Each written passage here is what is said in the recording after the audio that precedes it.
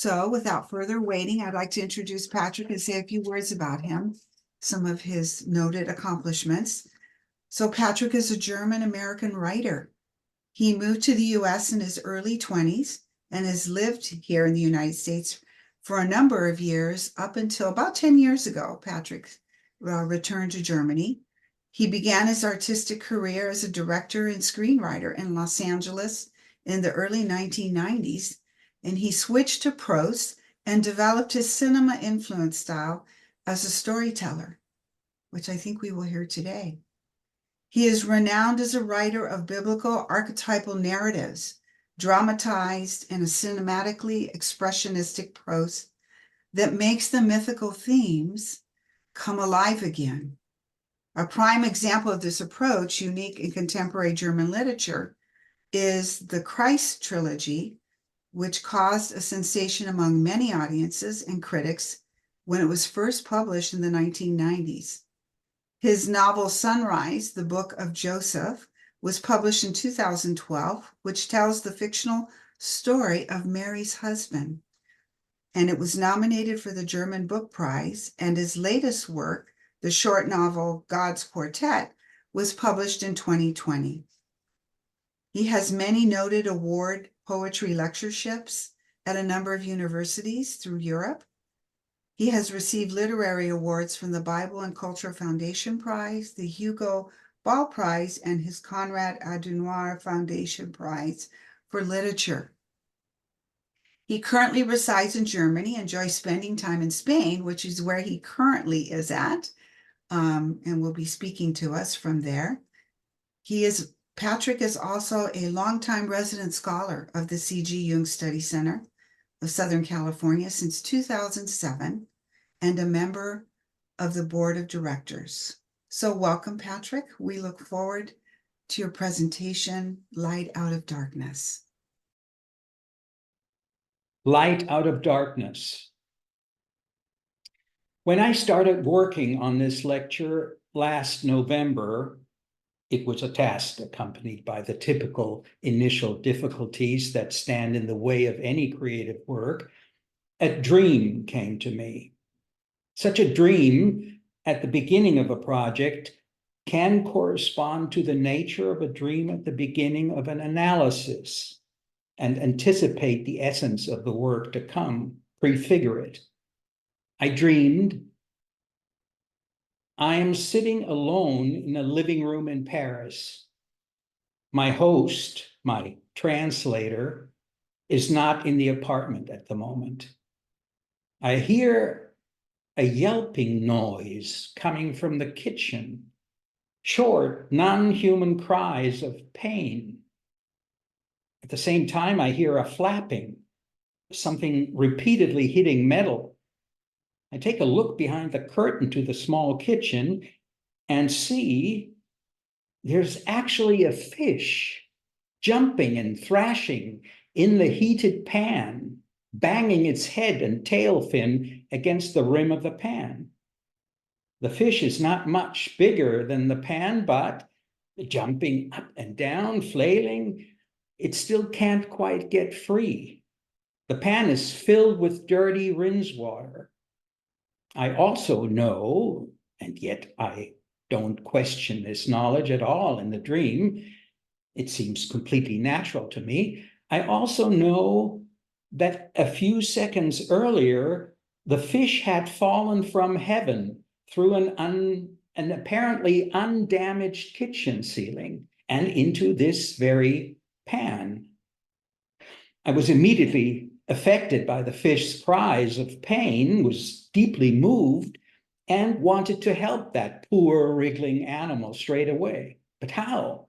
Of course, first I would have to get it out of the pan, yes, and then immediately transfer it to some container with clean water.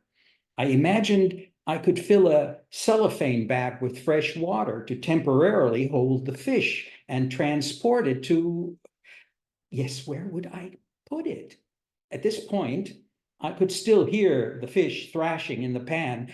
I heard its flailing while these visual thoughts about the water-filled plastic bag came to life. So by God, where do I then take the fish to once I have it in the plastic bag? To some river or stream, some body of water? But how far away would that be from here, from this kitchen? Would I reach the water in time before the fish died? Incidentally, in the dream, it never occurred to me that the Parisian River Seine might not be far at all. And so I woke up with this image. I had no idea where to run with this fish in order to save its life. That was the dream. I mention it here right at the beginning, not only because it provides a good example of a dream that can show itself in such images at the beginning of a creative work, but because it shows what the dream would be without the cognitive work of consciousness, what it would be without the awareness that the ego, the dreamer, once he has awoken, has to achieve. The awareness he has to achieve. For it is this work that makes the difference between day and night. Because here in this dream, you can see how I misunderstand what the unconscious gives me in the dream, how I am about to fatally misunderstand the dream, the image. You might say, luckily, I didn't think of the Parisian River Seine. Luckily, the unconscious held back this idea. Without reflecting on the dream, without questioning its meaning, and what I was about to do here in the naive belief that I wanted to do good and behave oh so lovingly toward an animal. Without such a process of becoming conscious, my creative project at the time, this lecture you're listening to, would probably have developed quite differently. It might have ended up being a collection of trite collective statements on things everyone knows, the collective River Seine. Let me put it differently. We may find the initial dream for such a work we are to undertake strange, enervating even in its imagery, but like Parzival, we fail to ask the decisive question, the crucial question that probes for its meaning, the meaning of the dream image in the context of our present life. And so unconsciously, we skip that nourishment, which alone could initiate healing, our process towards wholeness. It was only when I woke up, or more precisely, when I wrote down the dream, that is when consciousness bent over the dream image as I examined it more closely, began to weigh it against my current situation, and asked myself, where am I now in life? Why has this dream come to me? That something came back to me, something I'd never doubted during the dream. The miracle, completely overlooked by me, the miracle that this fish had fallen from the sky, through the ceiling, right into this pan of dishwater.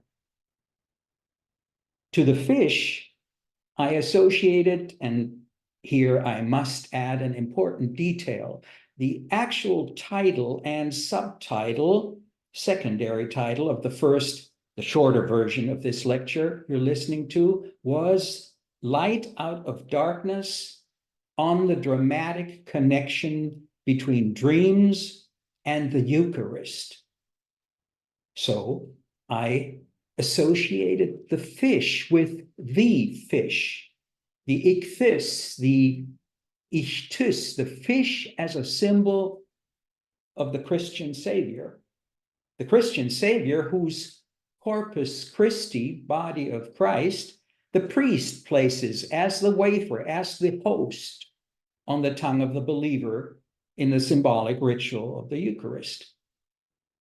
Fallen from heaven through the kitchen ceiling. To this I associated a miracle. I had been so naturally one with it in my dream that I didn't even notice it as such. And when interpreting dreams, one often overlooks the miracle aspect, as long as one is still essentially identified with it. Here, the miracle is dramatized in the form of an implied coagulatio image. Implied because I didn't literally see it happen, but simply knew it had happened. The fish had fallen into that frying pan. Coagulatio images may hint at an incarnation. A transpersonal content, a heavenly content has appeared. It is on its way to be incarnated, on its way to be transformed. That sounds so smooth, so wonderful. But of course, its incarnation means the ego is to be transformed. And that is never smooth, not even miraculously smooth. It is torture, crucifixion, a visit to bloody hell at times. And the ego, with everything it's got, wants to avoid it. And it is about to miraculously avoid it, this miracle, by staying unconscious with the torture, the hellish transformation that is setting in, all projected onto this animal, this fish in the pan. In any case, in my dream, I had none of this conscious psychological knowledge at my fingertips. Far from it. In the dream, all I wanted to do is save this fish from being fried alive. It was crying helplessly, a gasping animal in blind distress. And so, of course, I wanted to save it just as blindly. And thank God I woke up before I could carry out my plan.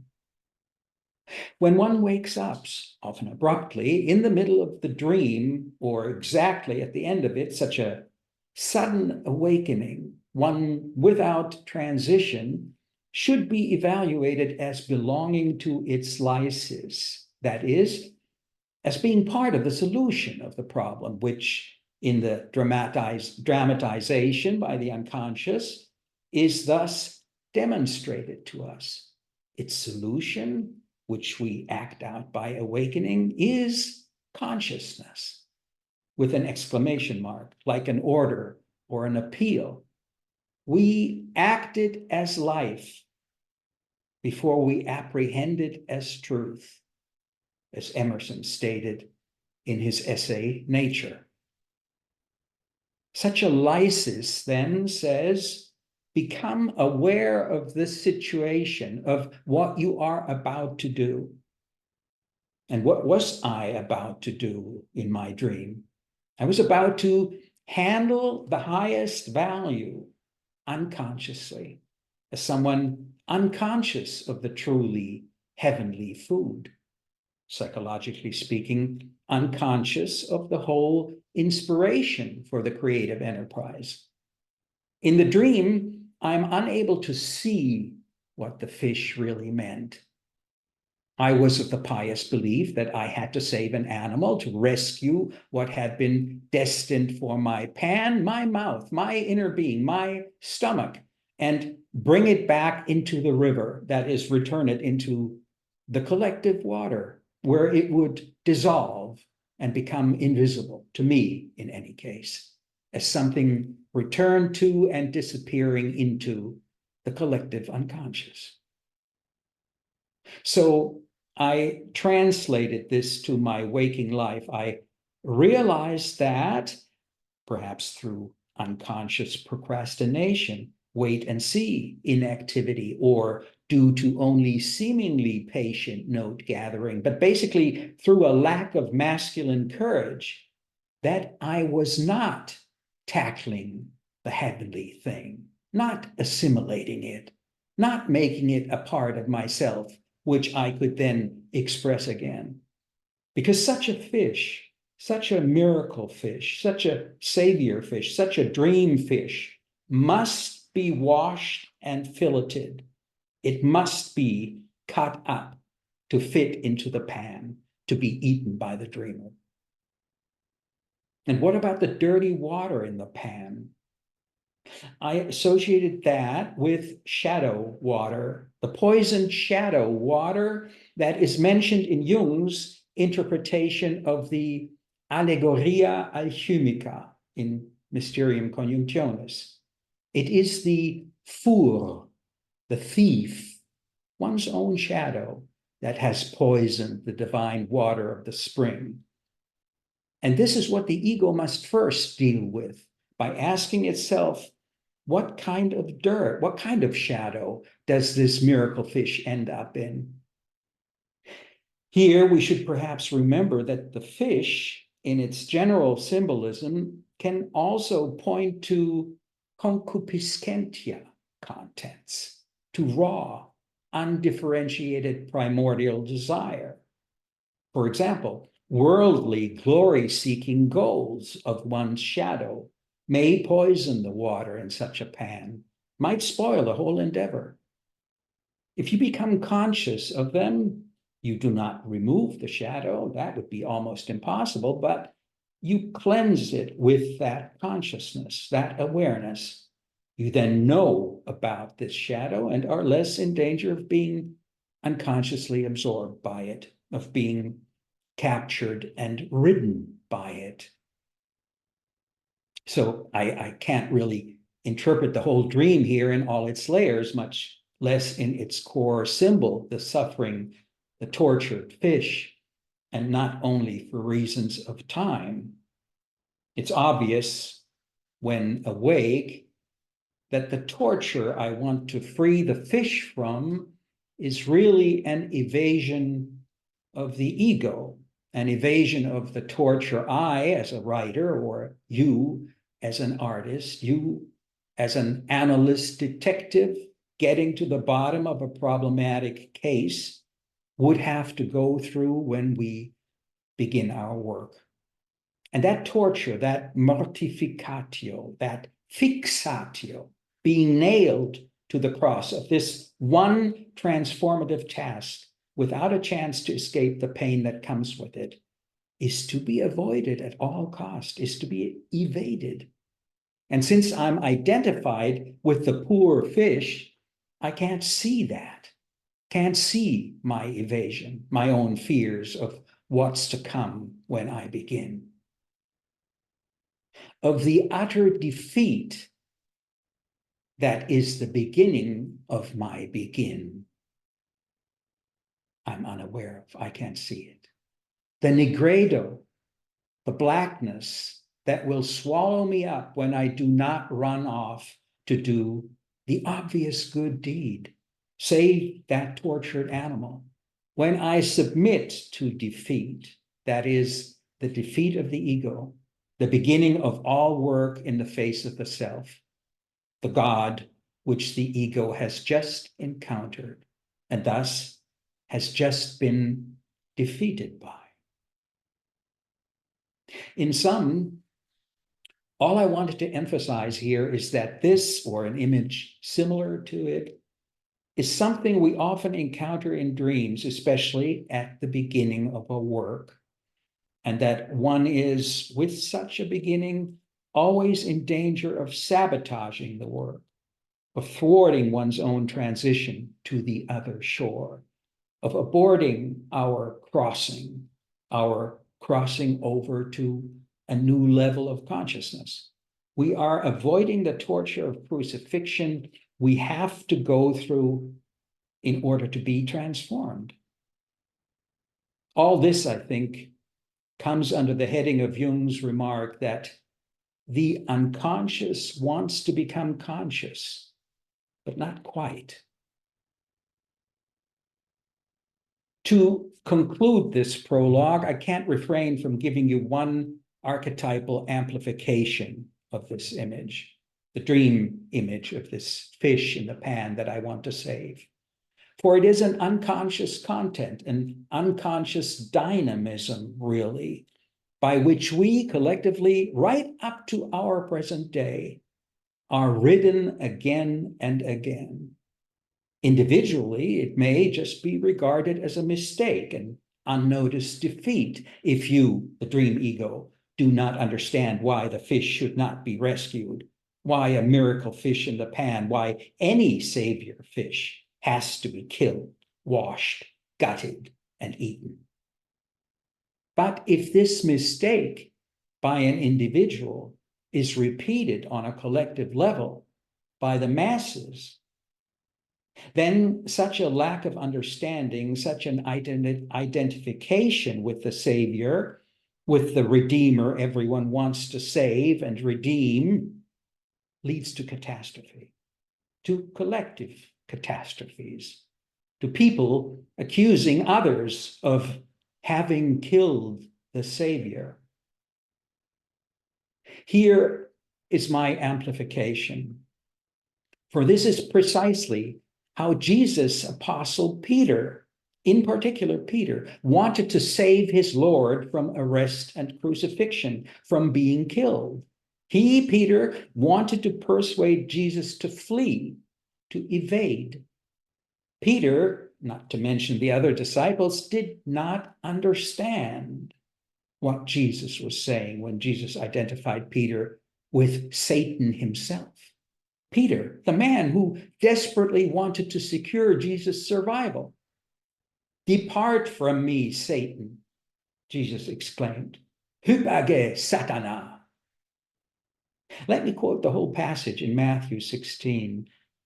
Quote, "From that time on, Jesus began to explain to his disciples that he must go to Jerusalem and suffer many things at the hands of the elders, the chief priests, and the teachers of the law, and that he must be killed and on the third day be raised to life." Peter took him aside and began to rebuke him. "Never, Lord," he said, "this shall never happen to you." Jesus turned and said to Peter, "Get behind me, Satan. You are a stumbling block to me.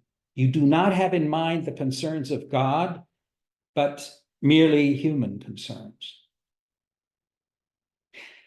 In general, Jesus' disciples were unable to comprehend what Jesus meant when he again and again referred to his death, the death of the Son of Man, as necessary, that his death was the precondition for the dispensation of the Holy Spirit, the pneuma.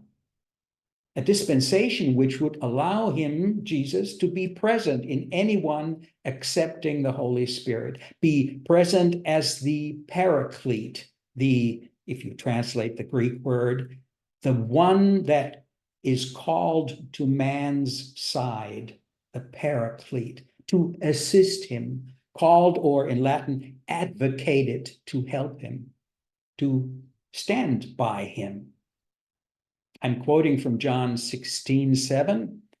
"Nevertheless, I tell you the truth, it is to your advantage that I go away. For if I do not go away, the helper will not come to you." The helper, that's the paraclete. "But if I depart, if I die, I will send him to you." All this wasn't really understood then, and it is not comprehended, still isn't apprehended, as Emerson might say, by the majority of people today. They don't see the symbol, the symbolic dynamism, or, which is the same thing, the archetypal psyche, but fall prey to what Edward F. Edinger refers to as a concretistic fallacy. The individual is unable to distinguish symbols of the archetypal psyche from concrete external reality. I'm quoting Ed here. "Inner symbolical images are experienced as being real external facts." This fallacy is at work in those religious believers who misunderstand symbolic religious images to refer to literal concrete facts and mistake their own personal and parochial religious convictions for universal and absolute truth. There's a danger of succumbing to the concretistic fallacy whenever we are tempted to apply a symbolic image to external physical facts for the purpose of manipulating those facts in our own interest. This is from Ego and Archetype, page 110. Just 2 days ago, I read the kind of news item Edinger would call a dangerous concretistic fallacy. I'm quoting here. It said, in an effort to assure a steady stream of Russian volunteers in the war against Ukraine, and in an attempt to calm down the families of the about 180,000 Russian soldiers that have fallen, this month, Archpriest of the Russian Orthodox Church, Artemy Vladimirov, decided to up the ante and claimed that soldiers fighting on Russia's side in Ukraine get resurrected after they get killed. To repeat, the heavenly fish in the pan, the miracle fish in the dream, must be taken inside, must be understood symbolically. It must be assimilated if it is to have a saving, redeeming effect on us, on our lives. And Jesus, as he himself repeatedly announced to the disciples, Jesus as the Son of Man and Messiah must die. Otherwise, there cannot be an outpouring of the Holy Spirit, which he will then send us, and only then.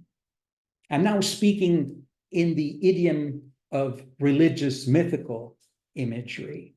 But of course, the same meaning structure underlies the psychological process we've been looking at here. The divine food, the nourishment sent to us by the Numen in the dream, must be killed, cut up, and eaten. The ego must not hoard it, must not preserve it in the mistaken attempt to play the role of the savior and avoid becoming the vessel, evade the painful transformation the ego is meant to undergo. To do that would mean to refuse the Numen.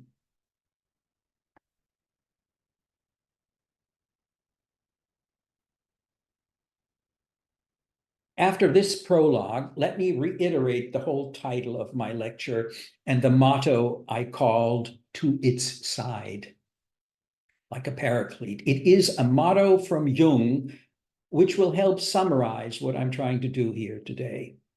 Light out of darkness on the dramatic connection between dreams and the Eucharist. The motto is from Jung's Psychology and Religion. It reads, to gain an understanding of religious matters, probably all that is left us today is the psychological approach. That is why I take these thought forms that have become historically fixed, try to melt them down again and pour them into molds of immediate experience.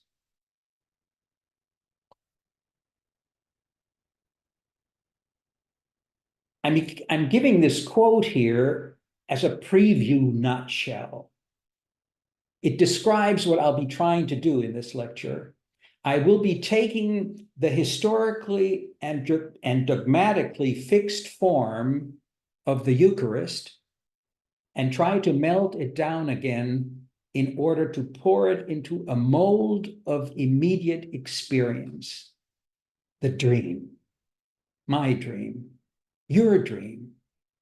I understand our dreams to be our daily Eucharist, our daily communion with the transpersonal, our artos epiousios, the supersubstantial bread from God, the one the Lord's Prayer asks for, our daily nourishment from the Numen, the holy substance which relates us, limited man, to the infinite. Ladies and gentlemen, here with you today, I am in the fortunate position of speaking to analysts and artists. Edinger sees psychotherapy as an art and a practice, who will perhaps respond favorably to my highly subjective remarks, which are influenced by my own experience. Favorably insofar as you all implicitly live on images, deal with images, and convey your inner images to the outside world. I am dealing with individuals who, conscious of the creative principle, give explicit expression to their lived feeling, their affect, the painful experience of a conflict, to an idea, inspiration, or vision that has occurred to them, all of which are dream relatives. Let me clarify the essence of this list by rephrasing it. I'm dealing with individuals, artists, who, as such, give expression to the feeling that overcame them, the affect that rode them, the inescapable conflict from which they nevertheless wanted to flee, the lightning-like idea, the I don't know from where inspiration they were filled with, or the mysterious fascination of a dream holding them captive. In this new version, it becomes clearer that while we have worked on all this, on these our images, we nevertheless did not cause them, did not make them. When they appeared to us, we became their location, their vessel, but they, these dream relatives in the dream itself, admittedly had their rise and origin in the unconscious, in our soul. We are forced to admit one thing, yes, of course, strictly speaking, all this originates in our psyche, but then we prefer to look away, we prefer to forget about it, in the sense of we do make this one concession, namely that the images are not originally created by the ego, not man-made construction, and therefore not originally subject to the ego. But that's it. Our concession does not result in any further obligation towards such an insight which actually demands far-reaching consequences. Indeed, it would promote these consequences. But we turn away quietly, do not insist, almost happy to forget. That is exactly the point. I'm therefore concerned with finding a religious, that is, a personally committed, living relationship to our psyche, as we casually say, using the possessive pronoun, as if the psyche were ours, belonged to us, or as if we, the ego, were personally responsible for the psyche, for every content that we encounter in the soul, for every complex, every dream, as if the ego had made them, both dream and psyche, as if the ego had always been the master of its house, the soul. So what I'm concerned with is a new religious, that is, an engaged attitude toward the psyche, and thus toward every problem that ultimately has its origin in this psyche. As you know, Jesus had the most subtle sensitivity for the human soul. Edinger speaks of this in his book, Ego and Archetype. Quote, whereas the Mosaic law recognized only the reality of deeds, Jesus recognized the reality of inner psychic states. For example, you have heard that it was said to the men of old, you shall not kill, and whoever kills shall be liable to judgment. But I say to you that everyone who is angry with his brother shall be liable to judgment. And again, you have heard that it was said, you shall not commit adultery. But I say to you that everyone who looks at a woman lustfully has already committed adultery with her in his heart. These passages have a major psychological import. They represent a transition from a kind of crude behavioristic psychology to one which is aware of the reality of the psyche as such, without concrete actions. Unquote. Elsewhere, Edinger states, quote, Jesus formulated the conception of psychological projection 2,000 years before depth psychology. Why do you look at the speck of sawdust in your brother's eye with never a thought? In Greek, it says, ou katanoes, you don't consider carefully, with never a thought for the great plank in your own eye. As I said, I'm concerned with a personally committed relationship to the psyche, and therefore to every problem. I understand problem in the original sense of the word as that which is thrown before us. In principle, then, I'm arguing for a religious attitude toward images thrown before us, which present themselves to us as problematic, unpleasant, frighteningly ugly, either as fascinating imagery that captivates us, or as seemingly meaningless images and dreams, indeed in every expression of the unconscious. I'm concerned with these images, which are deposited like orphans, God's orphans, before the threshold of our consciousness at night. Images, sometimes they're only scraps, fragments, we remember. Images or words the soul entrusts to us in this way. And when I say entrusts, I mean it in the sense of that passage in the Epistle to the Romans. Paul speaks of the Jews having been entrusted with the very words of God. Epistoitesan ta logia tuteu, he says. Pistoitesan, that's the word pistis, faith, stems from. Entrusted. I thought when I first read it more closely, entrusted. I never quite looked at it that way, for it sounded like someone had gone away on a long journey or had, before dying, entrusted his best to his best friend in his absence. Entrusted, also in the sense of the parable of the talents. For what do we do with what is entrusted to us? Be it much or little, what do we do with our dreams? We are damned if we sit on them, if we anxiously bury what has been entrusted to us, if we do not use them in our lives, if we do not dare to apply ourselves to them, and if we do not try to understand them, if we do not take action to consciously incarnate them for him. For this is what is meant by realizing a dream. I say for him, the capitalized one, the ineffable, the tetragrammaton. C.G. Jung formulated it like this in his autobiography, Memories, Dreams, Reflections, quote, the decisive question for man is, are you related to an infinite or not?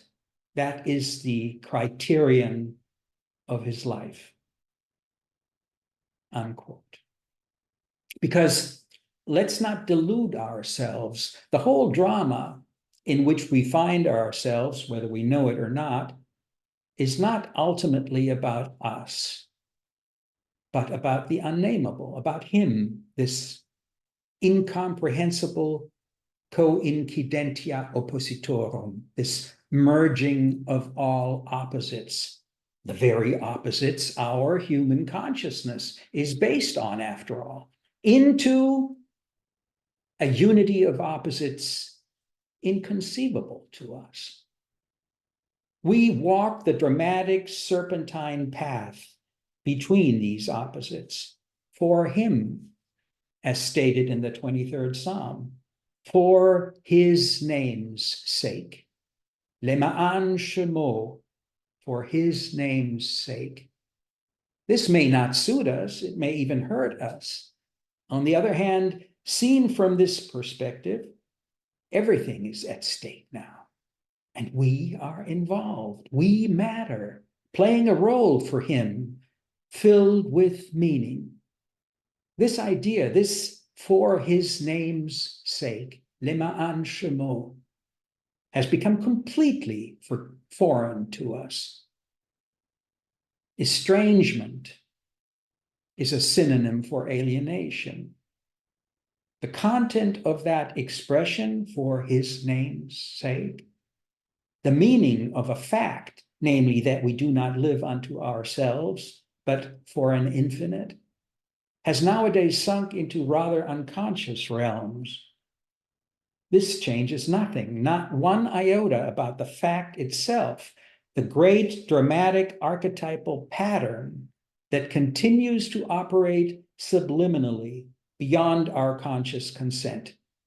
Viewed psychologically and empirically, that is, with the limited means of observation, with the limited knowledge and consciousness our ego possesses, and that we as human beings will only ever possess by virtue of such limitation. This subliminal divine drama itself seems to point to the pattern of an awakening consciousness gradually becoming apparent. It seems to point to a process which has been striving to realize itself over the course of thousands, even millions, billions of years. That is, this divine drama seems to point to the pattern of an individuation. But who or what would want to realize itself here, become conscious, and, as it were, wake up? We do not know. But we do know that we play a role in this drama across the eons, one which, who knows, might be of importance. Who knows? God would know, of the utmost importance. And yet, assuming we are apparently part of a divine drama, part of a drama between God and man, we have to get out of this drama, to observe it from the outside. And we can't do that. By becoming conscious, we might. By leaving the unconsciously played role, which we fearfully cling to, by jumping off the stage and into the auditorium, as it were, in order to see what is happening up there on this stage, within us, around us, for us, and for him. Then, by getting back up on stage, by returning to the drama, but now voluntarily, now consciously. Then we no longer play the drama blindly and unconsciously in our everyday lives, stolidly stomping along like the hordes of workers in Fritz Lang's Metropolis, as in Métro, Boulot, Dodo. But now we are partners in a challenging quest and a struggle for meaning, as both Jacob and God struggled for meaning at the Jabbok. Then we consciously accept the drama with open eyes, and already dawn is broken.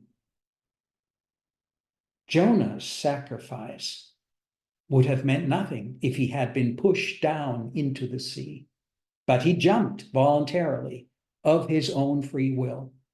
Jesus' sacrifice would have meant nothing if he had not surrendered to God of his own free will. Quote, O my Father, if it be possible, let this cup pass from me. Nevertheless, not as I will, but as thou wilt. Let me summarize our problem once more in a small image, a small scene I came across a few weeks ago. I was watching the first episode of a new season of True Detective, a Hollywood-produced series, this time set, tellingly, during the polar night in an Alaskan backwater. I heard the following dialogue as the female detective is suddenly asked by the man she came to question. Do you believe in God? He asks her. After a long pause, she, the detective, answers, yes. And he, mind if I ask why? She hesitates, then starts with 3 words. My last tour. By tour, this detective and war veteran means her last war mission. My last tour, she falters, because just then an image breaks through to her, like a dream, a vision, probably fed by a real memory, but like this, only experienced in a dream, only now in this visitation by the unconscious. She sees a female soldier standing in front of her in the heat of the day.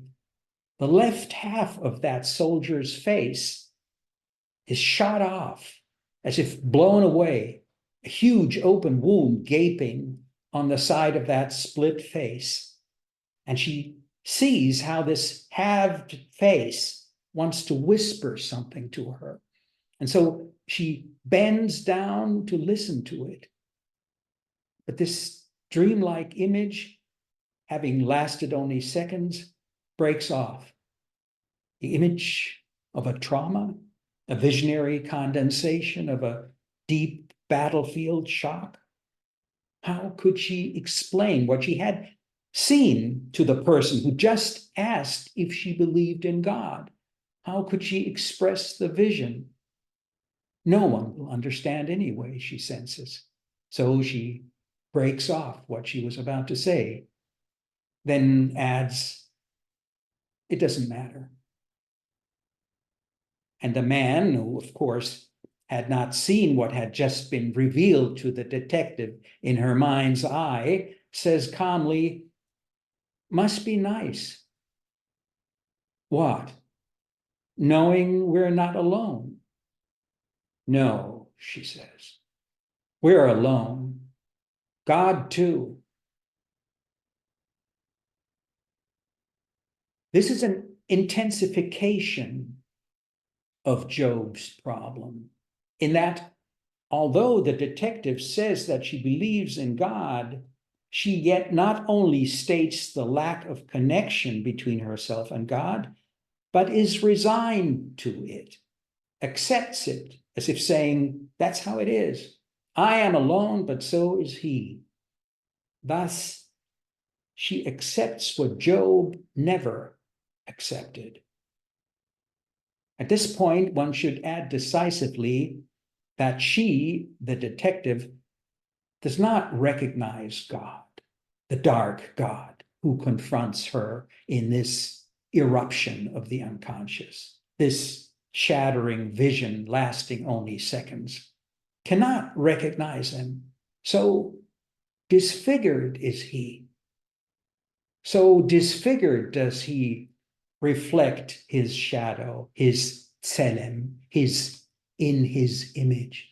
So disfigured does the unconscious reflect our disfigurement, our state of being dissociated, being split, the personal alienation of this detective from the infinite, which it would be necessary to discover in the actual search, a search so unclear to her, so dimly audible to her, the suffering half face before her, that disfigured female soldier, only whispers inaudibly. As I said, the detective breaks off. It doesn't matter. There you have the misunderstood dream, which is being buried again, which is kept down, repressed. Here is the problem. The problem for all of us is the image thrown before us in a sudden burst from the unconscious. It broke in like a thief, but finds no response, no expression, no kata, no aim, no diligent attention. Here, her problem is our problem, God's problem.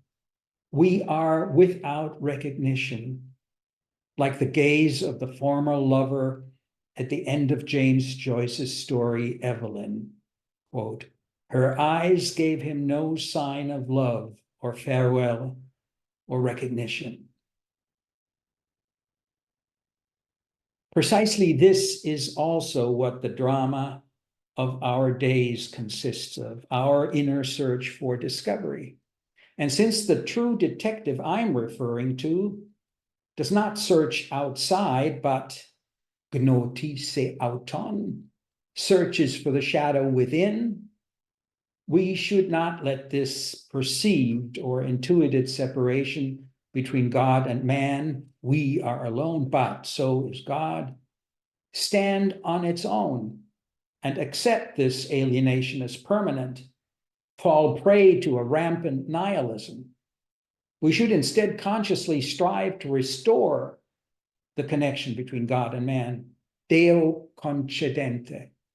And the chances are good that he, Deus, concedes, allows this, wants this connection, inshallah, be'etzrat Hashem, God willing. For purely empirically speaking, here the psychological rule applies that the unconscious, which I'm synonymizing with God for our practical purposes, because the immeasurable cannot be encompassed, but encompasses us, just as the unconscious encompasses us from all sides. This unconscious behaves towards us the way we behave toward it. Also, as regards the compensatory function of the dreams, it feeds us.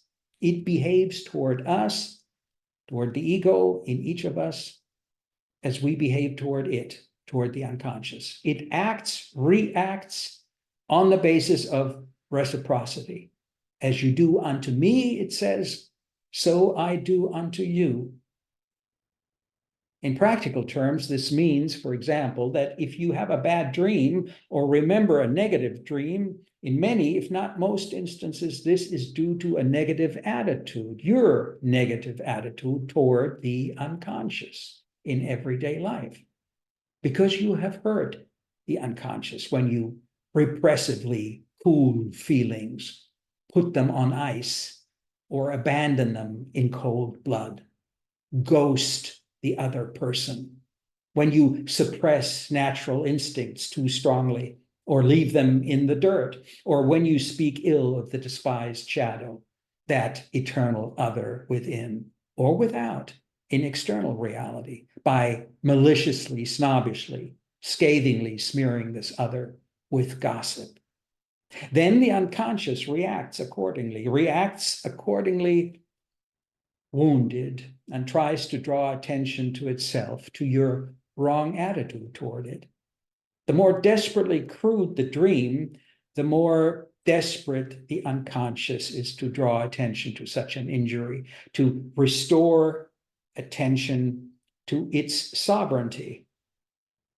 And if we don't wake up and become aware of it, after all, even a small gesture is sometimes enough to show awareness, to show that the ego sees the unconscious. If we don't become aware of it, it can resort to drastic means. It can break into our three-dimensional everyday life quite concretely, brutally, abruptly. Because in this case, it has remained unnoticed by the conscious mind. The individual has not responded to the dream, not even in an attempt.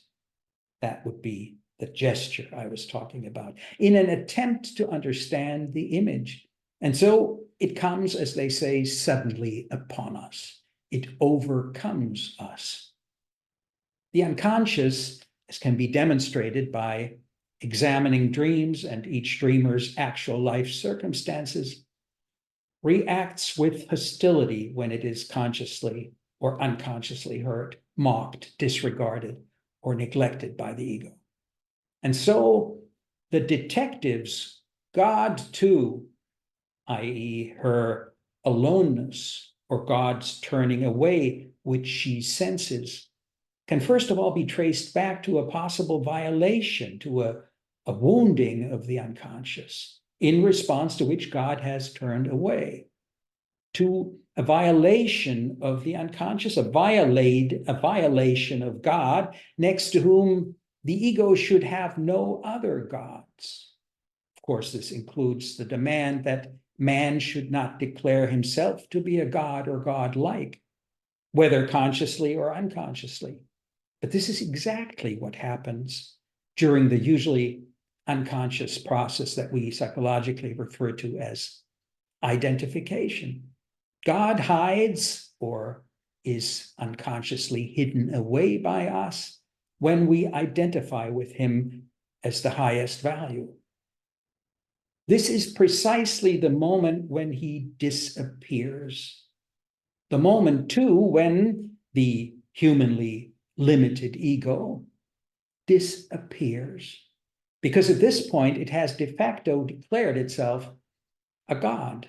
It has made itself, it is the master of its psyche, and all the more urgently, of everything that disturbs its house, inside and out. And its house is the whole environment, indeed, ultimately the whole world.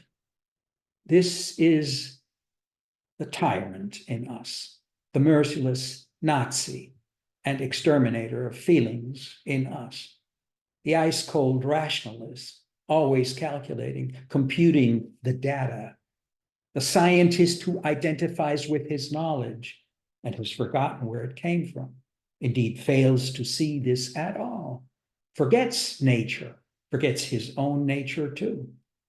It is the concupiscentia obsessed Trump in us, intoxicated by material values, a Trump in us who unfortunately does not know that he could only find salvation as a conscious ptochos to pneumati, as a beggar longing for spirit in the knowledge of his spiritual emptiness. Trump in us is this infantile, pompous shadow who exalts himself over everyone. Nothing counts but him, who identifies himself with the glorious nation and thus declares himself to be that highest value. God gave us Trump, according to the Magus, and we should consider what image God is holding up to us with this. It is shameful. Whether splinter or beam-sized, we all have a Trump within us. When he showed up in my dreams, he was always devilishly friendly to me. Watch out. You can and you should know what it means when you wake up in bed with a guy like this. We should not deal with this kind of shadow content by defending ourselves, fending it off, suppressing it through self-reproach, but by becoming aware that it exists within us. We should allow it internally, acknowledge the shadow, its existence within us, so as not to be damned to live it out unconsciously in external reality. For it is precisely in this identified shadow of ours, in this blind spot, where we naturally do not look for it and cannot find it, that God is hiding. Or to rephrase, this is where we unconsciously keep him hidden. We ask, where is God? If we ask at all. In practice, however, we are quick to add megalomaniacally. There is only us. We're alone. Every day we know more. One day we'll know it all. This is psychological identification, psychological inflation. For to the extent that we reckon with infinities, we also believe we know infinitely much. At this stage, he has already been identified away, has become invisible in our inflation. We're alone. God, if he exists, is too. You probably already know or suspect what I will simply state in the following sentence. All this would change almost overnight, if we could think of the dreams which the unconscious sacrifices to us, offers up to us nightly. If we could think of them as a Holy Communion, as a sacrament, as an aspect of the Eucharist, an aspect hitherto unrecognized, overlooked, disregarded, misunderstood.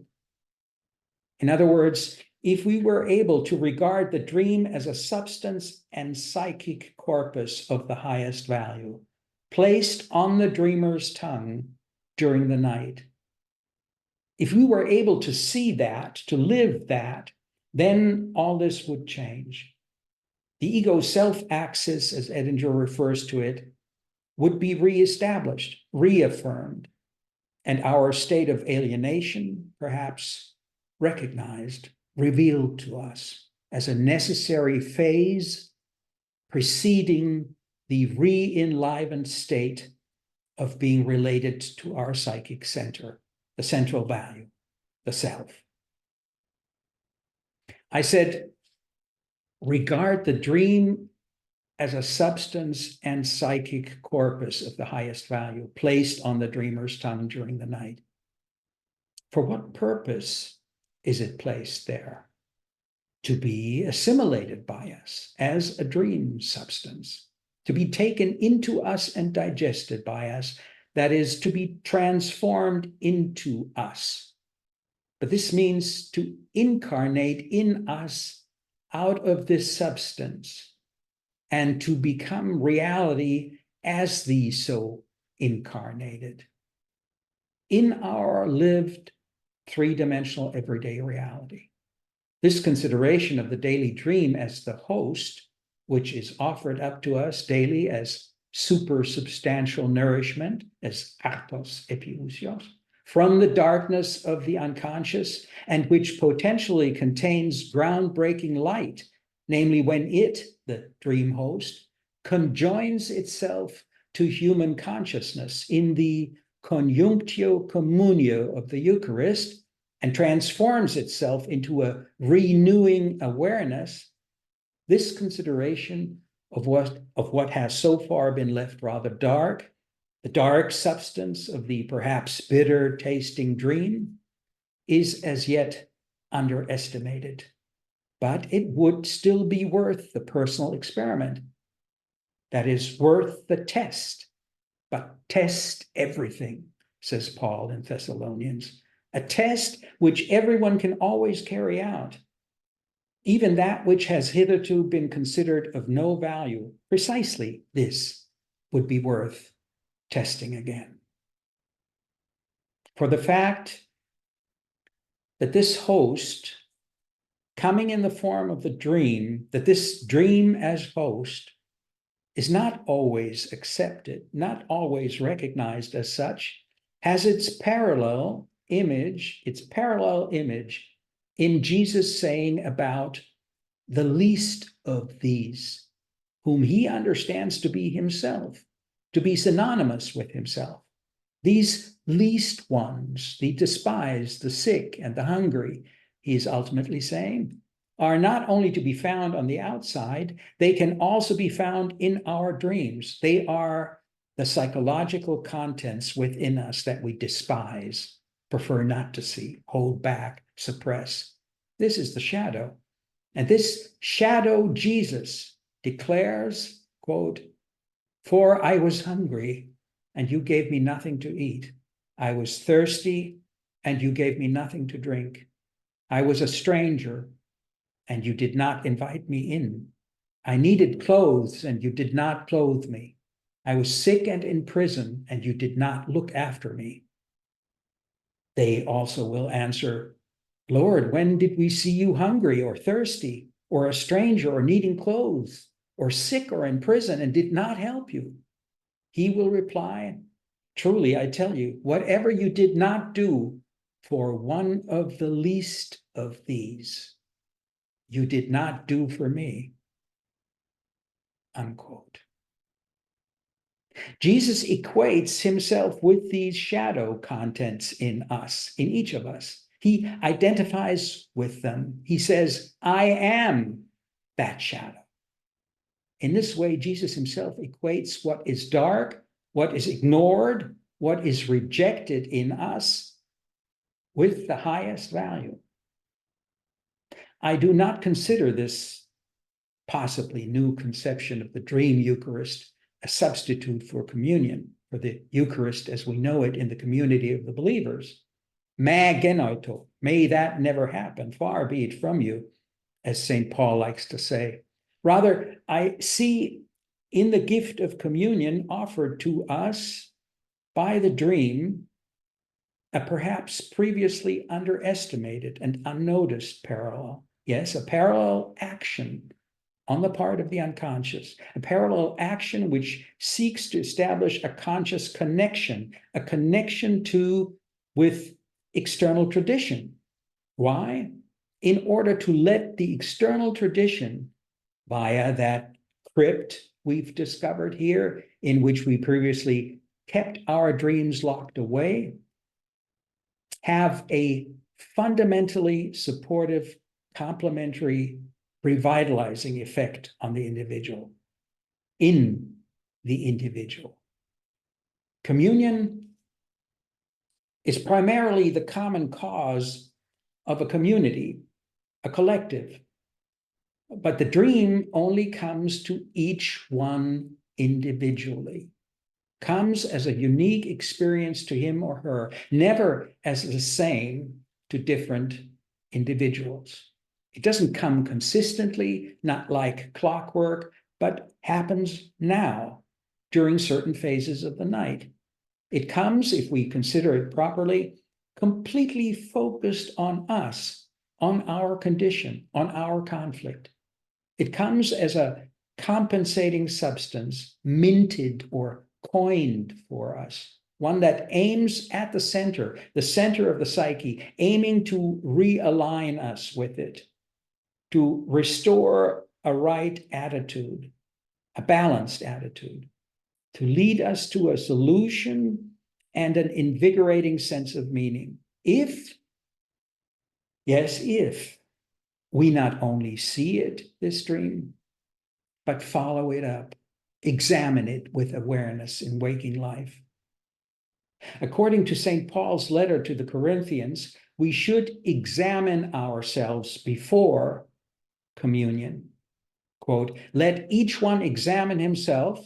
The Greek is dokimatsein, which is a verb associated with testing a coin to see if it's dokimos, genuine.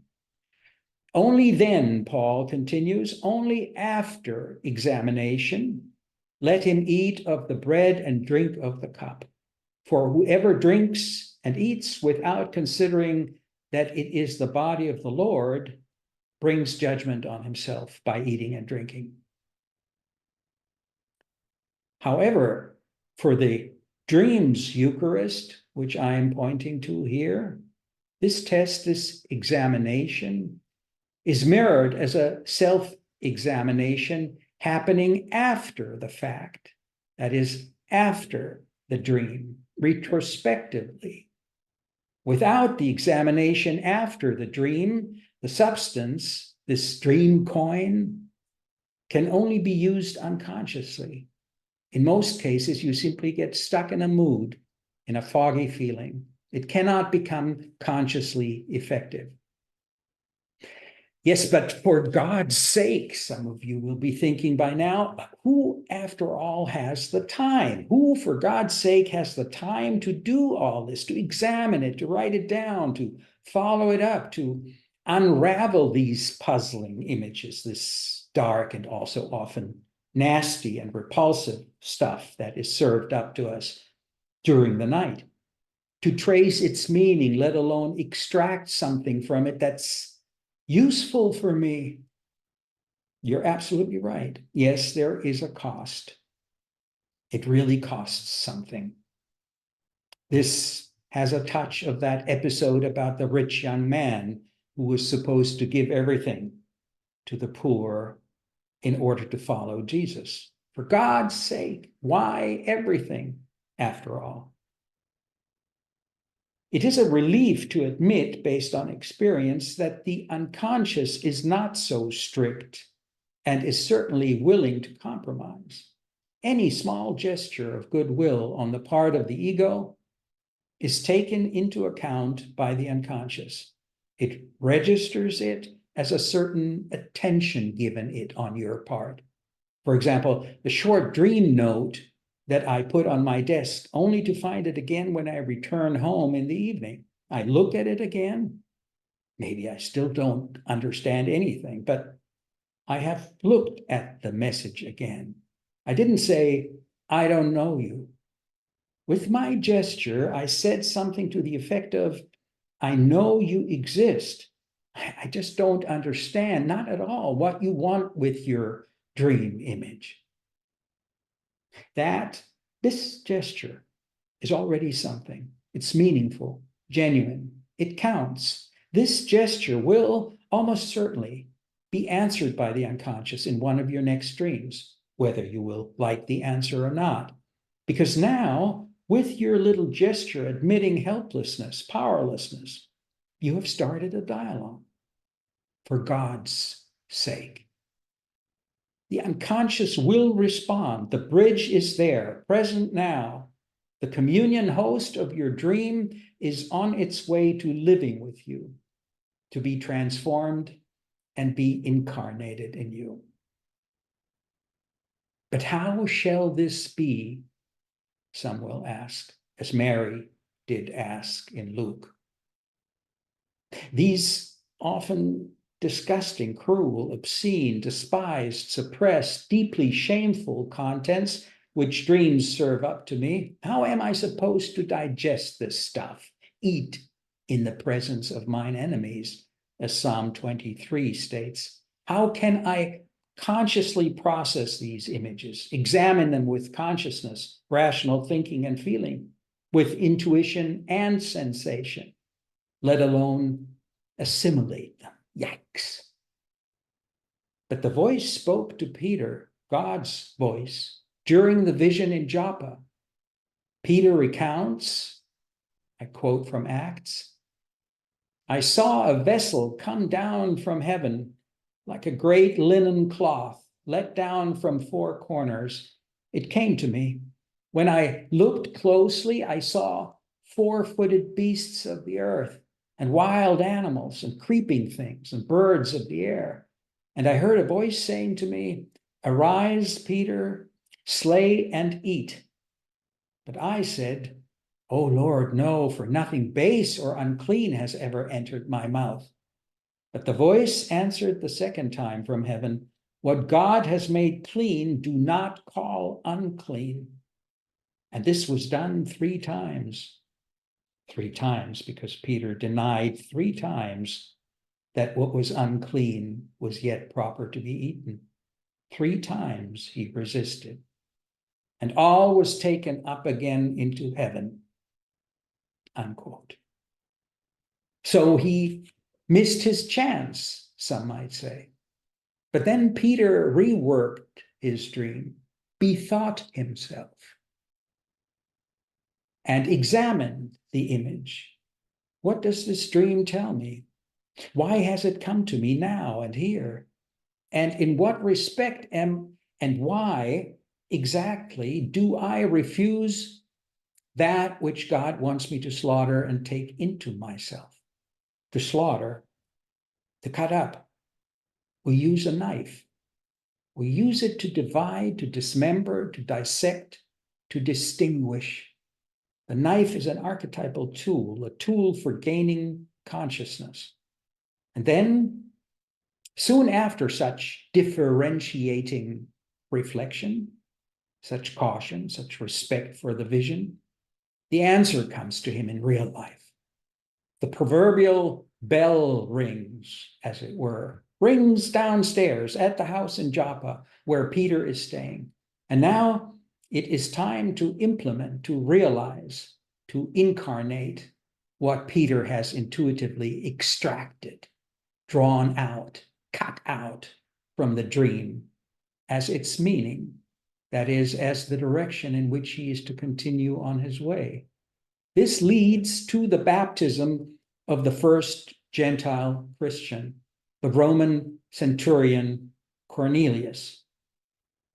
Psychologically and inwardly understood, this is an example of the assimilation of the then dominant Roman power shadow, which, personified as Cornelius, is taken in by Peter in response to this dreamlike vision, is digested, as it were, and transformed, entrusted to him now, to Peter, as the head of the early church.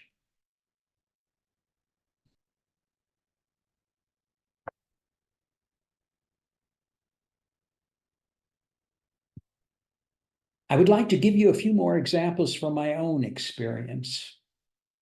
I'll tell you about a therapeutic Zoom conversation I had a few weeks ago with Carrie Ann, an American friend who, as she said in her mail, wanted to ask my advice about a dream that was puzzling her. We had already had such conversations a few times, unfortunately, always with a long interval between them. Oh, it's actually nothing. I'm bringing you here today. She's quick to state as soon as the Zoom connection is established. You may recall the detective's deflecting remark. It doesn't matter. Many consider the dream, or what can still be reported about it, what images can still be scraped together from it, to be actually nothing. Even if they were shaken by the dream, they still manage to keep it small in their minds in order to look down on it, so to speak. They tell themselves, come on, what was that all about? It was nothing, hardly worth mentioning. So stop yammering. This attitude toward dreams, toward an offering from the unconscious, especially in the presence of another, in this case, me, and hence in the harsh daylight of reality, is typical. It is as if the dream were dissolving into nothing again, because it cannot stand up to rationality. And so I remind Carrie Ann, you've underestimated a dream like that once before, a trivial, everyday dream that didn't impress you at all, but saved your life. What? I can see she has no idea what I'm talking about. You were coming from Las Vegas back then. I took notes after our conversation. You had landed at Burbank Airport. You were coming from some Vegas event with this director of horror movies, George Romero. Yes, she says, and still doesn't remember the dream. I continue. You had organized a couple of events for the studio. She worked for a big Hollywood studio as a special events planner. They involved Romero's zombies playing the tables in Vegas in full costume.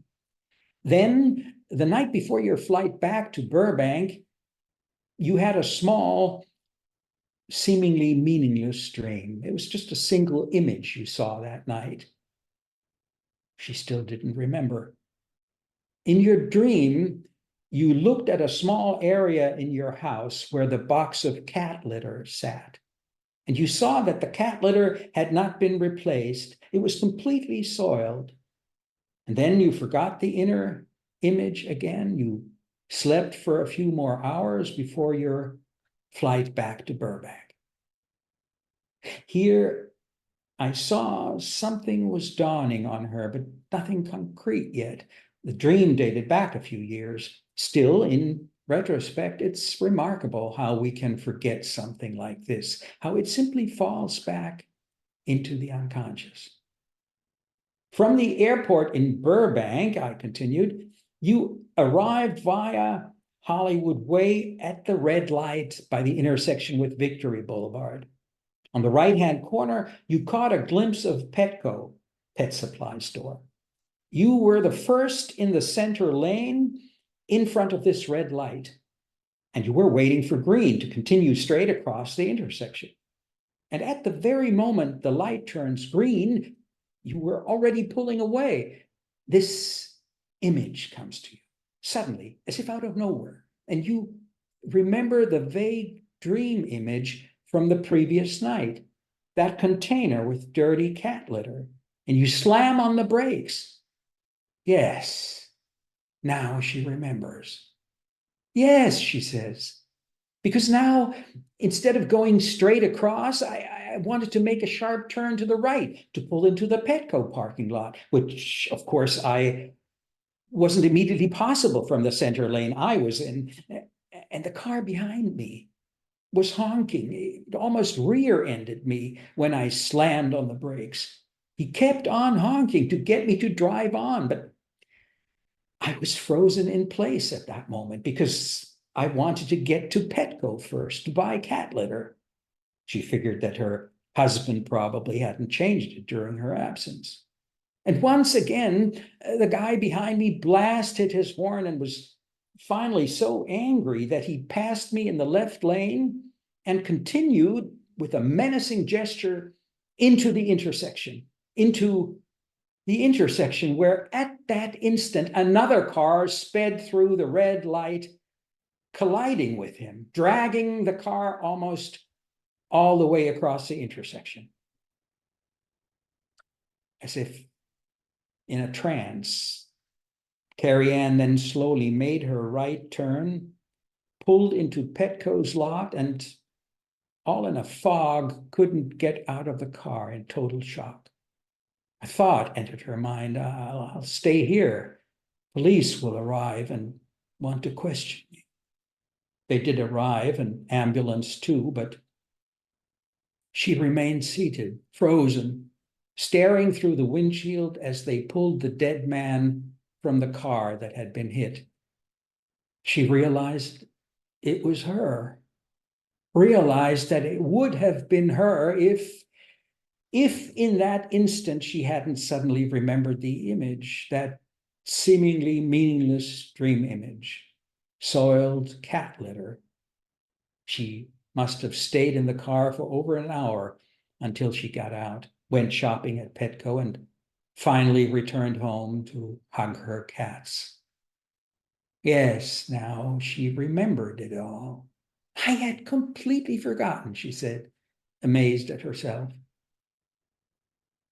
You know, I said to her, perhaps your experience is an example of the willingness of the unconscious to compromise.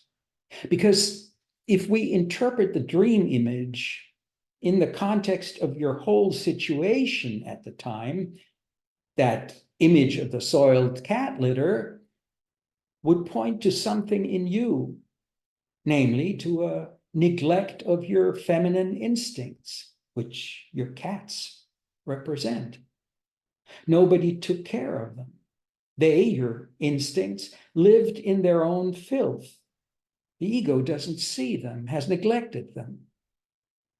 So they should be cared for, paid close attention to, these female instincts of yours, these deep and neglected drives, urges, impulses, these voiceless, unheard ones. They should be taken care of, said this seemingly insignificant dream, of which you had only remembered an image, only to forget it again immediately. They should get your attention. You should reconsider your innermost feelings to allow them to emerge, to pay attention to them when they come forward impulsively. Yes, to recognize them as vital for you, even as you've experienced, even as saving your life. That was an example of the seemingly insignificant, the it doesn't matter, oh, it's nothing dream, which we always underestimate. Long pause, Carrie Ann reflected on all this. Then followed, again, typically, you might say, a second evasion. Oh, she said, it felt so nice to talk to me again, to be able to talk. We hadn't had time to catch up for a while. But last night, she said, here comes the typical evasion, which, as it turned out, was another prelude to the shocking dream she wanted to tell me about. But the previous night, she said, she had met up with friends for a luxuriously extensive dinner talk, and they all swapped stories. She too had told her story, the one about the special premiere of Spielberg's Schindler's List in Washington, D.C. And of course, everyone had listened to her, spellbound. I let her continue, although I already knew the story, perhaps because I suspected there might be a connection to that shocking, mysterious dream she wanted to tell me. In a conversation like this, which aims to express the dream, nothing should be considered meaningless. Even digressions can provide clues. But I'll keep the story much shorter for now. She had organized this big first screening of Schindler's List in Washington, D.C., exclusively for celebrities. She had to submit to the wishes of the Secret Service because the president, Bill Clinton and Hillary, would be attending the premiere.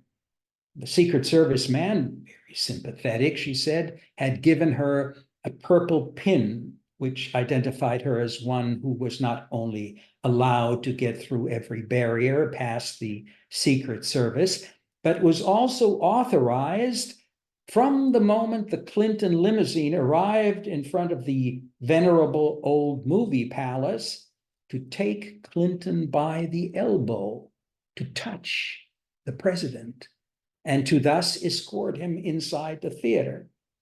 The Clintons were led into the auditorium after everyone had been seated. No one was allowed to stand. The search dogs had gone through all the aisles for the third time.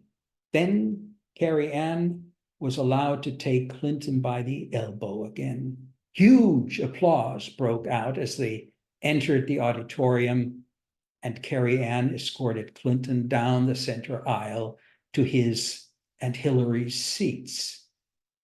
She was sitting directly behind Clinton when the lights in the theater dimmed, to make way for, one might say, another kind of darkness on the screen, to make way for an almost indescribable darkness. At this moment, at this point of the vanishing light, a kind of kenosis in reverse, two associations, two personal memories came back to me, as they had returned when I'd listened to Carrie Ann's description for the first time. They were brief but intense memory flashes that had great meaning for me. I'm including them here, firstly, because they occurred in me at precisely this point of Carrie Ann's account, and secondly, because they stand for moments that are likely to occur in a similar way in the analyst's psyche while listening to his or her analysis. In a moment like this, it is as if the unconscious were whispering to the attentive analyst, et tua res agitur. This is also about you. You think you're only listening to a patient, but it's you too. You're the patient. It's also about you now.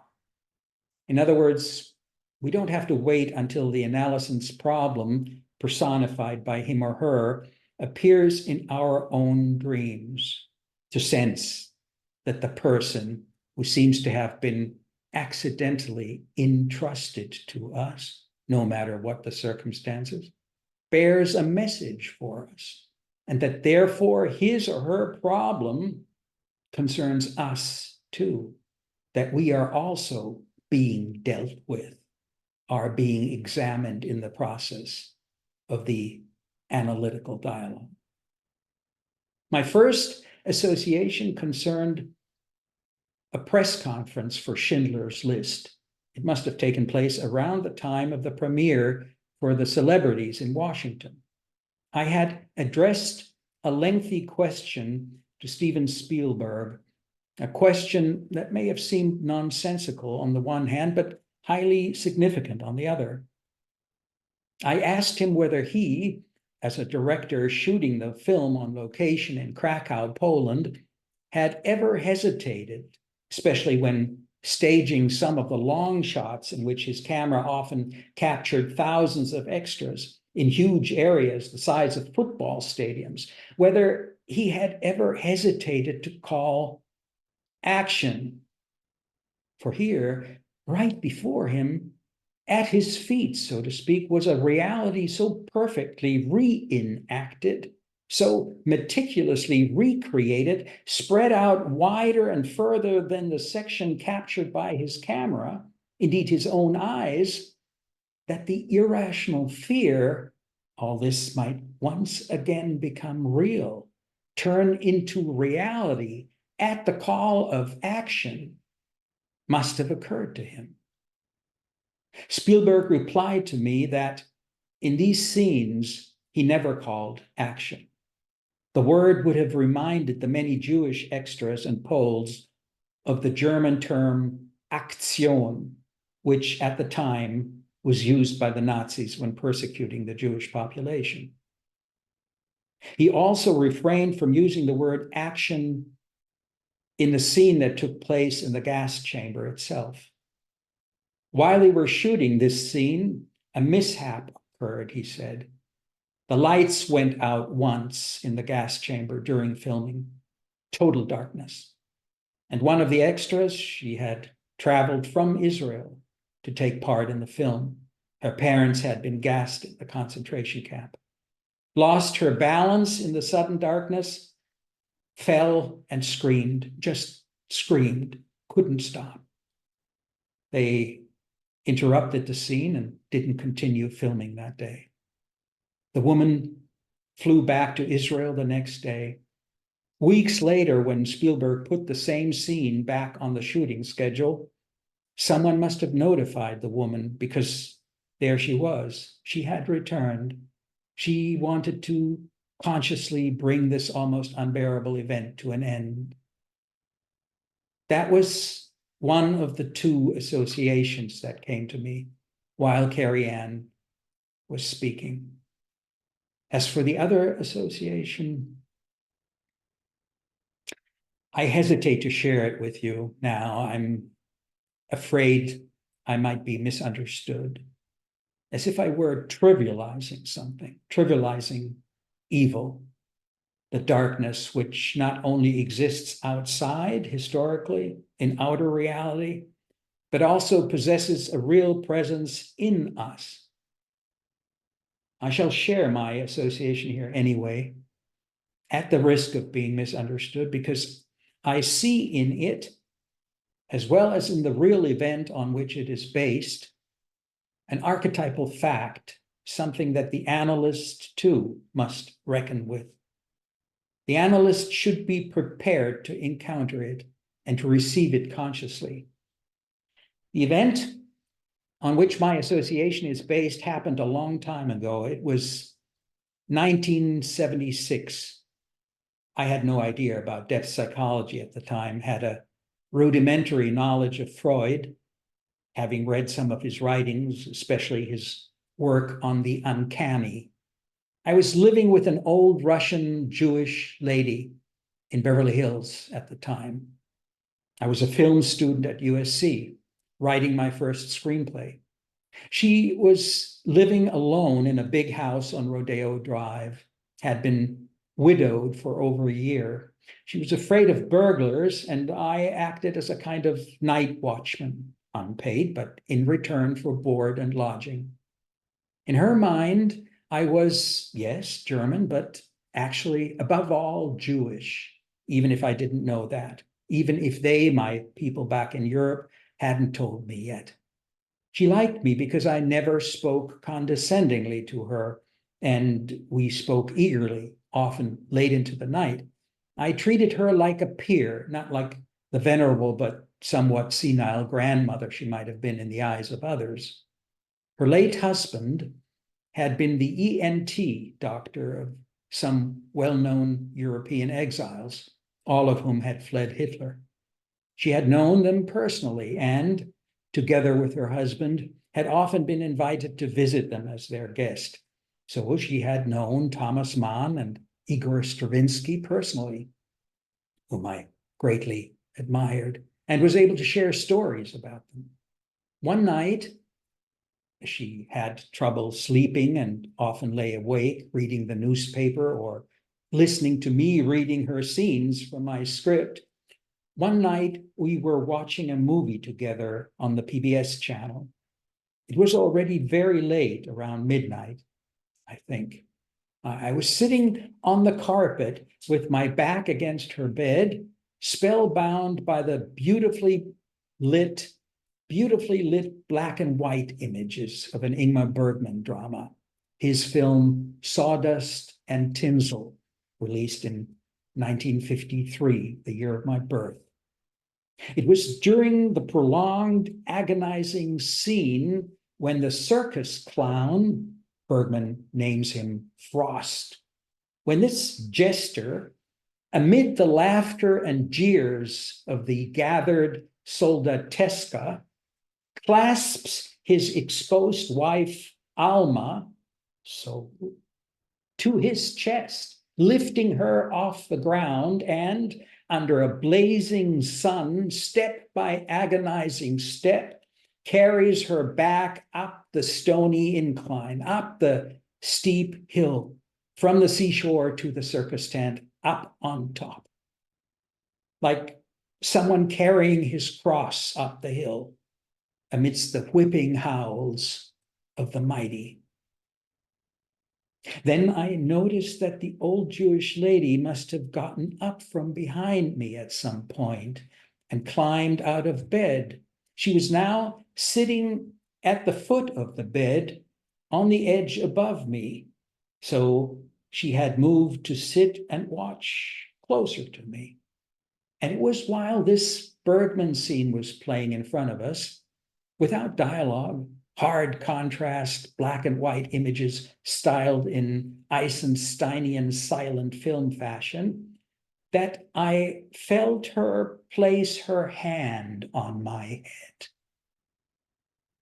Her palm now lay warm and calm on the crown of my head, perhaps as if she were instinctively trying to protect me. Perhaps the hand movement, this gesture, came from an impulse to shelter me and herself from the impact of these images, the force of the whole sequence we were watching. But now the monstrous thing happened, the thing I couldn't ward off, the thing no one could protect me from, the thing whose lurking existence I knew nothing about. As if on cue, once her hand had settled on my head, thoughts started to rise up in me, growing ever stronger, thoughts of dark and darkest nature. I felt them ascending, these dark and darkest ones. I literally saw this image, how they, in their ascent, approached the roof of my skull, pressed up against it, shoving into each other, pushing, clawing, in an effort to get as close as possible under the old Jewish lady's hand, under the warmth it bestowed, under that blessing, perchance. What kind of thought and felt image fragments were they that were pushing up toward my crown, toward her hand, to at least attain closeness? I don't remember.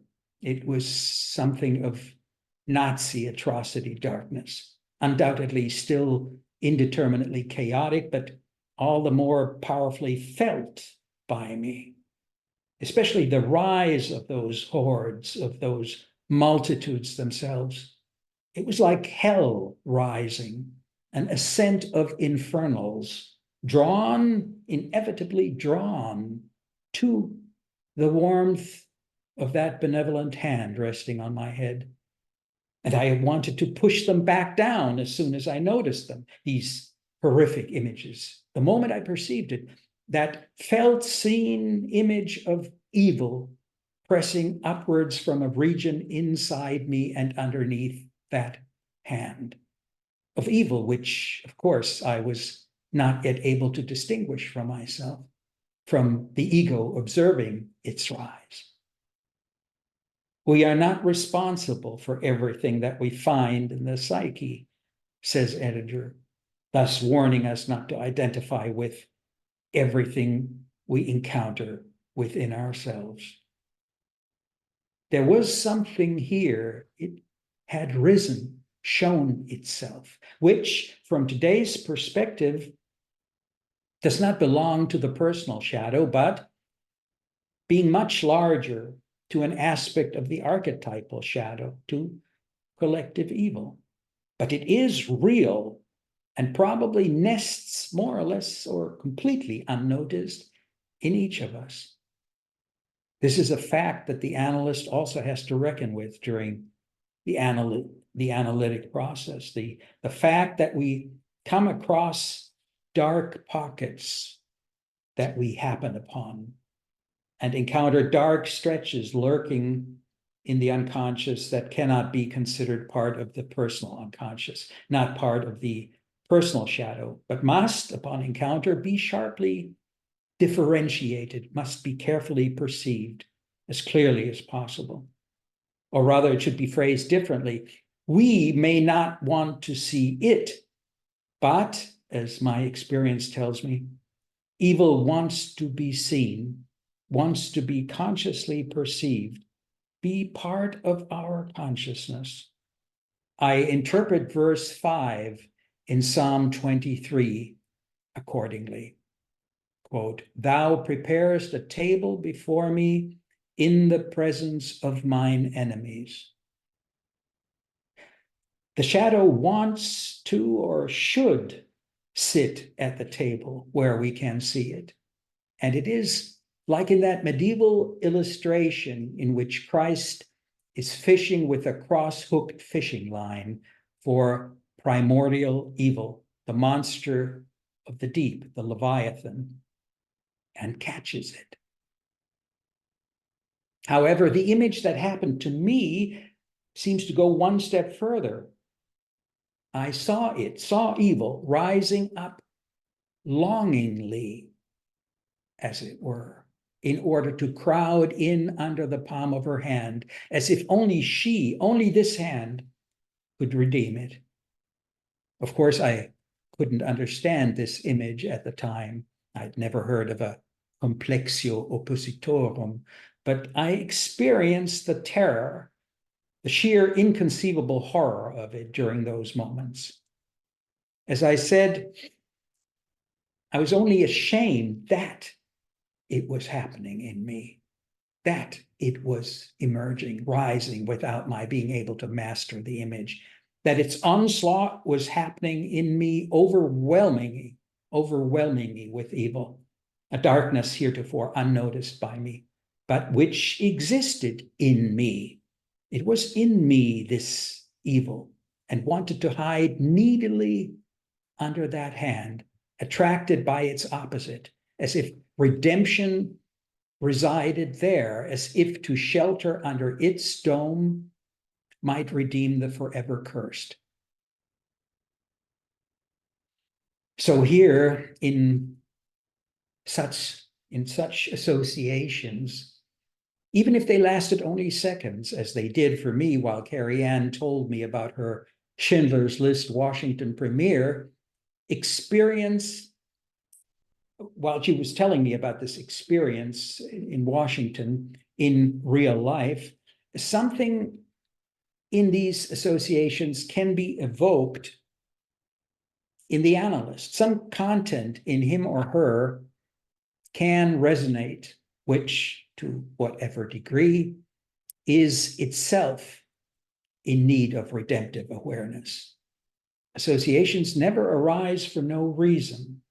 The fact that evil wants to be seen and observed, as Edinger and Jung teach us, is easy to say, and yet it reaches into the most terrible depths, and therefore into the deepest conflict that is hidden within us.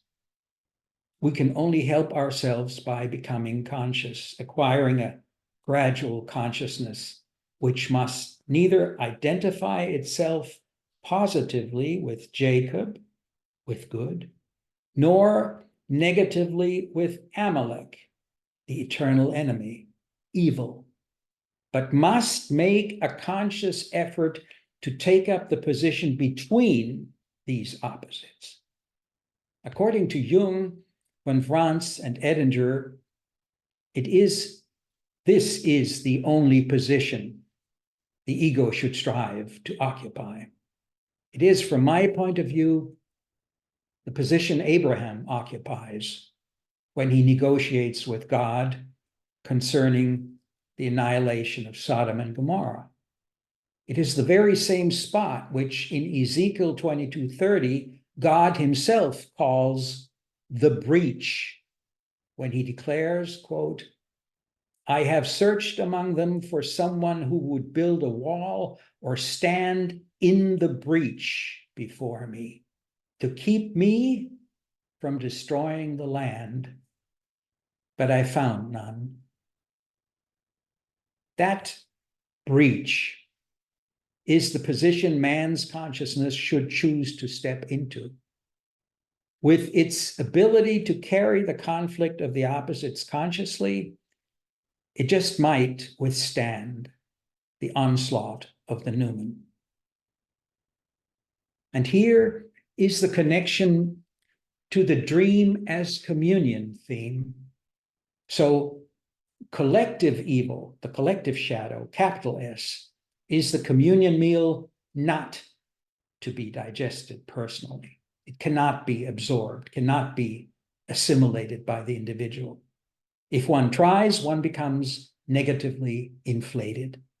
Here, one tries not only to bite off too much, but stuff of a substance the individual cannot and should not digest, as it should digest the personal shadow. This is why the dream communion, needs consciousness to complete the Eucharist. The dream Eucharist I'm speaking of requires the ego's waking up, the ego's analysis of what has been offered up to it in the dream.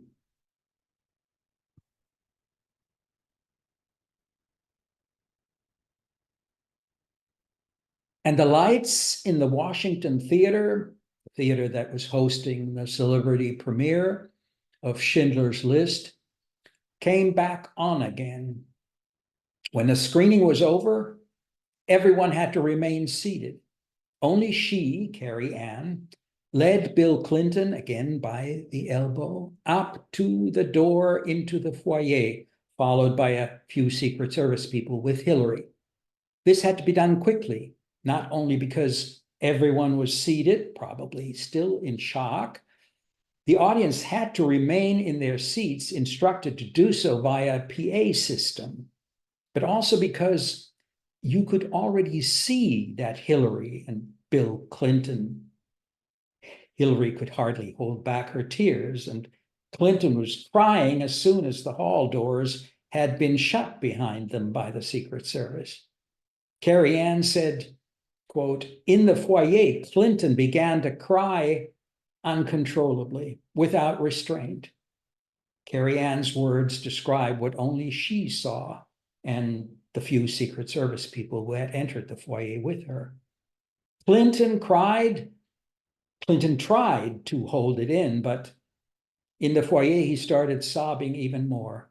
The foyer was secured. No one could get in or out. Clinton went over the top. He was losing it. I mean, really, he was crying like a baby. The Secret Service cleared the men's room, secured it, and brought him right in. And another Secret Service agent stood outside and nobody could get in. But they left Hillary alone in the foyer. And she was so upset that she pressed her face against a pillar, put her hands on either side of her face, and just cried. I was shocked that the Secret Service didn't take care of her, didn't provide a safe area for her. I'll stop here because Carrie Ann had now seen the decisive image, the image in the foyer, the one that only she had seen, that had revealed itself only to her, the image of the presidential couple dissolved in tears. It is an experience that leaves you wondering, am I dreaming? Do I really see what I'm seeing? It has the quality of a dream, so it can certainly be read symbolically too, just as one would interpret a dream image. In America, it must be added, the presidential couple, unlike in Europe, where we still have royalty, where this tradition is still alive, in America, the presidential couple has assumed this royal function, psychologically speaking. So in dreams, this couple symbolically represents something like representatives of the supreme value, representatives of the self, or collective dominant consciousness. When the dominant consciousness in a dream image, or as was the case here, in shocking, secretly revealed reality, is seen as being in dissolution, when king and queen are dissolved in tears, this would, if interpreted in terms of dream psychology, then herald a dissolution of dominant consciousness. For the individual, this might mean, if he or she does not allow themselves to be swept away by this image, that is, if the individual does not identify with it, it might mean that the end of a certain hitherto collectively recognized dominant view of the world has dawned for her or him, for this individual. Something new is about to begin. The kind of thinking, the actions and activities which had been dominating her, Carrie Ann, as an individual, are dissolving. They will be replaced. This was years before her retirement and withdrawal from the entertainment business, where for decades she had served artists, organized events for the big names in the film industry, but had completely put herself, her own innermost instincts and ambitions, on the back burner. Not actually forgetting them, but repeatedly rejecting them. No time to write this, test that, or paint what she'd been feeling. She was totally absorbed in and subjugated by this business. In tasks she performed nonstop, day and night, for others, while denying herself the same. It wasn't a sacrifice, because you can only sacrifice what you have, what you consciously own and consciously sacrifice. And in that sense, she didn't really have what she suspected she had, but kept rejecting again and again. Of course, at the time, she would have been unable to psychologically classify that image with the Clintons. Neither was I. I didn't see it that way back then. I just thought of it as a very impressive curiosity, some variety of refined gossip, to see the king, the royal couple, so naked, so utterly human, in a state of dissolution. Who could have imagined? That was the general tone and the level of my initial thoughts then. As soon as she had recounted the events of last night to me, she, who had denied herself to act on any deeper artistic ambition most of her life, had suppressed everything that pointed this way, all in order to serve those others, those stars. Now, she no longer held back. her deeply shattering personal dream, the one she had actually wanted to speak to me about, was as follows. A huge rock has broken loose from the mountain, a large mountain at the foot of which she had actually spent her childhood, has broken loose and is rolling towards me. It's coming at me faster and faster, but I stand rooted to the spot. It will crush me. In a moment, it will smash into me, and just before it reaches me, I can make out words carved into the stone, which read, "Be own stone." And then it races past me, hot, barely grazing me. That was the dream. As I said, it came weeks after she had retired. She was in her mid-60s and had been offered a lot of money to stay and carry on, but she had turned down all offers so that she could finally write down her drama, give it expression. The dream represents, depth psychologically speaking, this birth, more precisely, the birth of the self, symbolized here by the stone broken loose, the lapis non lapis, a stone cut out by no human hand. It broke loose by itself autonomously. This is an archetypal image, the stone and the motif of the stone not moved by human hands. You can find it, for example, in the book of Daniel, who interprets Nebuchadnezzar's dream when he says, quote, "You, king, were lost in contemplation until a stone suddenly broke loose from the mountain without the hand of man. It struck the pillar on its feet of iron and clay and shattered it." This is also in Nebuchadnezzar's dream, the image of the dissolving, previously dominant consciousness with which Nebuchadnezzar was identified. He will dissolve this king and his kingdom. A new consciousness will arise. But the stone that struck the image became a great mountain and filled the whole earth, we are told in the book of Daniel. This is the stone as a symbol of the Redeemer. And what does it tell Carrie Ann? Be own stone. Upon examination, this image and these words contain several archetypal aspects. The message, be own stone, should be considered a name, Carrie Ann's new secret name, the one only for her. So this whole encounter with the stone, an aspect of the self, is also a baptism.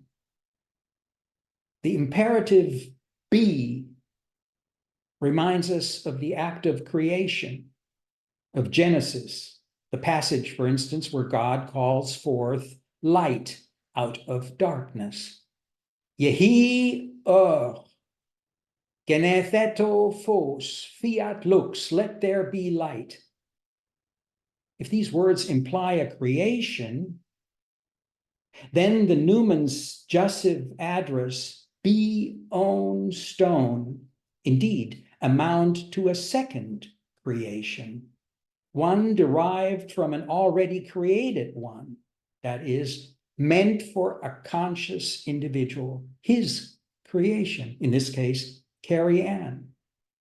The jussive form of these words implies that whoever wrote these words is addressing a conscious being, sees that being, sees the being that in turn sees him as that stone, or as these words, or as the whole event the stream constitutes. This seeing on the part of the ego and being seen by the self, which is what's happening here and now in Carrie Ann's dream, corresponds to what St. Paul was wishing for, projected into the future, when he wrote in his first letter to the Corinthians, quote, "For now we see through a glass darkly, but then face to face. Now I know in part, but then shall I know, even as also I am known."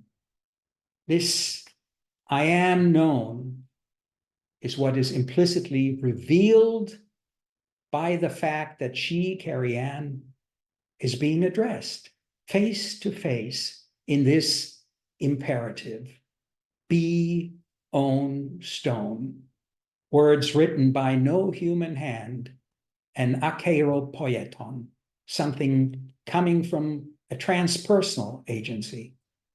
The implication is huge.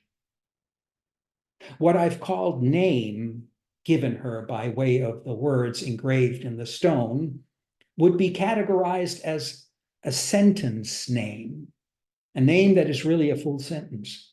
We often encounter this kind of name in, among others, Native American languages or ancient Hebrew. Israel was the name given to Jacob during his struggle with God's angel at the ford Jabbok. Quote, "Then the man said, 'Your name will no longer be Jacob, but Israel, Yisrael, because,'" and here he spells out the sentence name, "because you have striven with God." The name is made up of the verb sarah, to persist, struggle, persevere, and of El, God. When you research sentence names, you'll find that their function is to express identity between two specific entities. In our case, between the dreamer's, Carrie Ann's, addressed ego and stone. This meaning aspect suggesting identity between ego and stone, and thus between ego and self, is repeated in the adjective own. The identity here implied between ego and numinous stone, a stone that, as it were, pronounces her name, her real name, the one written in stone, her forever name, so to speak, also hints at the a priori unconscious existence of the ego. The a priori unconscious existence of the ego. That's the huge implication I just mentioned in the context of the I am known, I am seen by the Numen. It is something Edinger discusses in Ego and Archetype in a chapter entitled Being an Individual. He quotes a passage from Jung, from Psychological Types. The quote is, "The psychological individual, or individuality, has an a priori unconscious existence, but it exists consciously only insofar as a consciousness of its peculiar nature is present," unquote. Edinger adds, quote, "Note the apparently simple and self-evident statement that individuality has an a priori unconscious existence. On first reading, the full implications of this remark might be missed. A mythological image that says the same thing conveys much more adequately the impact of its meaning. In the Gospel of Luke, when the disciples rejoiced that they had power over the demons, Jesus replied, "Do not rejoice in this that the spirits are subject to you, but rejoice that your names are written in heaven." Here is the fuller meaning of the abstract statement that individuality has an a priori unconscious existence. One's name is written in heaven. In other words, one's unique individuality, the name, has a transpersonal origin and justification for being. End of quote. This insight, this tremendous fact, might also, if you consider it carefully, just might be the solution, the hydor theon, the divine water, the fluid stone of the philosophers, in which our alienation dissolves.